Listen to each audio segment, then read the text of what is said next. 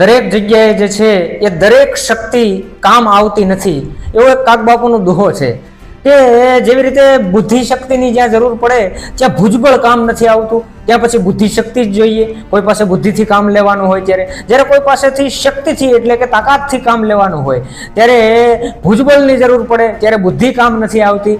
એવી રીતે કાગબાપુએ એક દુહો કીધો છે કે ઘોડાને ઊંટ ઘણા, ઘોડાને ઊંટ ઘણા, એ તો ઝપટું હો જન કરે પણ ભોગળ ભાંગે ના, આ તો કુંભાથળ વિના કાગડા. આનો મતલબ એમ થાય કે ઘોડાને ઊંટ ઘણા, એ તો ઝપટું હો જન કરે, એટલે કે ઘોડા અને ઊંટ જે છે એ ઝડપી પ્રાણી છે.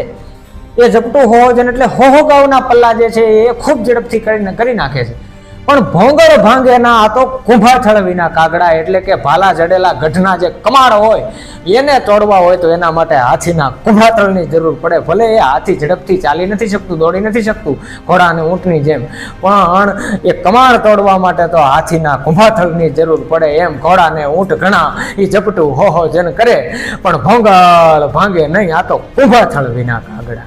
ધન્યવાદ. રામ રામ.